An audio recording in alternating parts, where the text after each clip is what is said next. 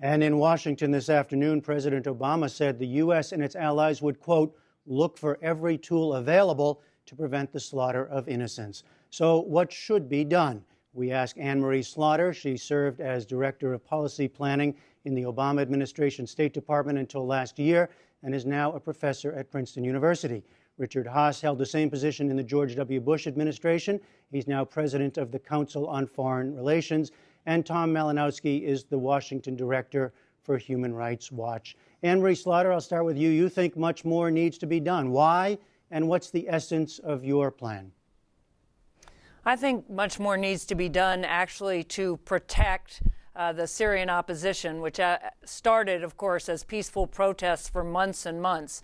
I recommend letting Turkey, Saudi Arabia, Jordan, and Qatar enable the Free Syrian Army within Syria to establish civilian protection zones as close to the borders as possible so that there can be humanitarian corridors. That means supplying the Free Syrian Army with intelligence, communication systems, and enough weapons at least to be able to clear the zones. Richard Haass, you argued for more restraint, and today you heard the Saudis calling for more, even Hamas publicly turning against Assad. What do you think should be done? I would put the emphasis on the Syrian political opposition, on the so-called Syrian National Council.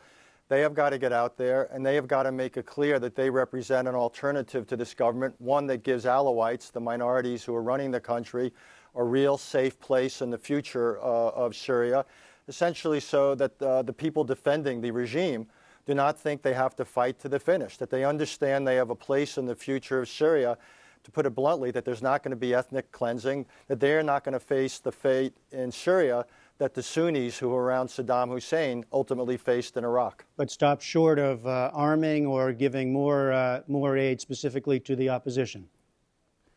Look, as bad as this situation is, it could get a lot worse. 6,000 people have died over roughly the last 11 months.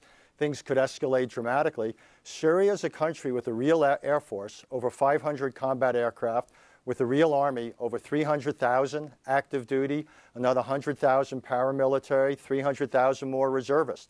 This is a country that could really go to war, and if we're going to create zones, I understand the humanitarian thinking, but very quickly these zones could be challenged, and then I believe we are going to be on the hook, we, the outside world, to do something to protect them.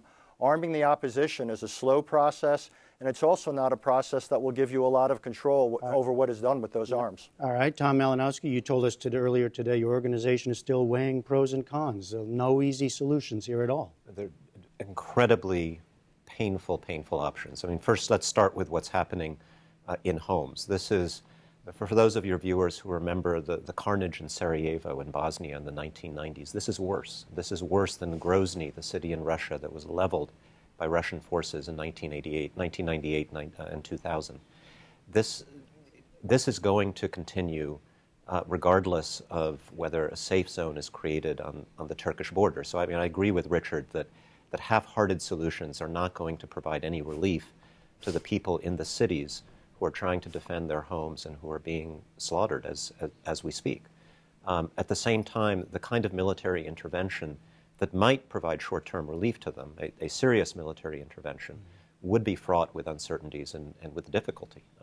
One might, for example, be able to take out the artillery around homes, but then one would be faced with a protracted conflict. This would not go as easily as the Libyan war did. And I don't think that any Western country is really prepared to do that, especially absent a mandate from the UN Security Council. Well, so Anne-Marie Slaughter, what kind of specific action do you think is possible? Well, let me just say a couple of things. First, these are bad choices. It's a question between bad choices and worse choices, and we all agree that the worst choices are simply arming the opposition and providing the wherewithal for a long and bloody civil war. So then the question is, given how hard this is, can you do anything to actually protect the Syrian people? And remember, the Free Syrian Army started for the purposes not of overturning Assad's government, but simply of protecting peaceful protesters. Richard assumes that those 300,000 men in Assad's army want to fight for him. I think the evidence is quite different. Most of these are Sunni conscripts. Most of them, many of them are defecting already. I think if you can create zones close to borders that people can get to and get out of, you may well find that many soldiers are not actually willing to attack them. Richard Haass? Go ahead. Well, again, the best thing you can do is to convince those divisions, which are controlled by the Alawite minority, both the leadership and the forces in them. You want to make them think twice about defending the regime and essentially fighting to the deaths of many Syrians. The only way I can think of doing that is to have a political opposition that again makes clear that there's a place in Syria for the Alawites even once the Assad government goes.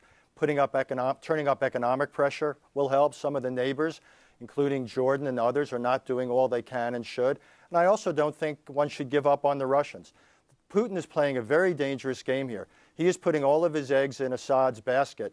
If and when that basket goes, and I think it is a question of when, the Russians' position in Syria will deteriorate dramatically. So I think there is an argument to be made to the Russians that in the long run, what they are doing is actually hurting their interests in Syria. Maybe that would have some effect. Tom Malinowski, those were strong words from Hillary Clinton about Russia and China. Despicable is the word she used. What do you see happening in the administration right now, the kind of discussion we're having here? Well, I'm happy to see that kind of honest talk because it's absolutely true. This is not a time for diplomatic niceties. I don't think that the Russians are going to move in time to save the people of Homs. If anything, I think they're probably advising Assad to finish off his enemies so that this isn't a problem for them anymore. So I think sort of hoping that Russia is going to wisen up and recognize that it's on the losing side, I think that time has passed. And Anne-Marie Slaughter, when you think, to put it in terms of the U.S. specifically, in your scenario, what role does the U.S. play? Does it lead this effort or gather other nations? What does it do? No, it doesn't lead this effort. This effort has to be led by the Arab League and by Turkey. And in that regard, it's very important that Saudi Arabia made clear that it wants to go considerably further than the Friends of Syria went today. But they have to take the lead. The regional organization, the countries that are most affected by what is happening in Syria, have to actually decide among themselves what they're willing to do. The United States, NATO, all those other countries can then support them in any way necessary. And for the U.S., that probably means providing particular communications equipment, intelligence. For other countries, that probably means special forces on the ground. I just want to say that there's one place I very much agree with Richard, which is that the only way to get a political solution is to demonstrate that in a post-Assad Syria, there is room for the minorities. And in the zones that I'm talking about, no one would be killed. Is there, Richard Haass, we've heard this analogy to Libya. Is there a lesson there where countries did come in and use intervention and some force and get rid of the leader at that point? Well, I think there are lessons, but they're probably not the lessons you're going to want to hear. Syria, unlike Libya, has real national military strength. The population density is maybe 25 or 30 times greater than Libya. Plus, also in Libya, we're seeing some of the difficulties now in the aftermath of having ousted Gaddafi. Again, it's why I keep coming back to, and I think there's agreement that a long, protracted civil war is not the answer, and you really want to think of establishing something of a political dynamic inside the country where the narrow band of the population that's supporting the regime begins to move away from it. And I think you do that with political incentives and with economic pressure. And don't get me wrong, the humanitarian stakes are great here, and so are the strategic stakes. I would like to see nothing more than the Assad government disappear and its principal backer, Iran, suffer a serious strategic defeat. So I think we're all agreed on where we want to get to. It's really a question of the means, and something that you heard before from Anne-Marie Slaughter is spot on. There are no good options here. We've got limited influence, and the real question is what exactly it is we do at this point. Okay, Tom, a final last word here. I think we can't be half in. You know, all this talk about safe zones and humanitarian corridors, you cannot establish something like that in the face of this onslaught from the Syrian army if you're not willing to somebody has to be willing to put troops on the ground. And then are we really going to put troops on the ground to protect a safe area, to protect aid workers, if 2 miles across the hills, civilians are being slaughtered and then you don't protect them. That's untenable. So the only two options here are either a long-term diplomatic strategy to squeeze this regime economically and diplomatically, which means sacrificing homes, or go all in. All right. And they're both difficult. All right. Tom Malinowski, Richard Haass, and Anne Marie Slaughter. Thank you all three.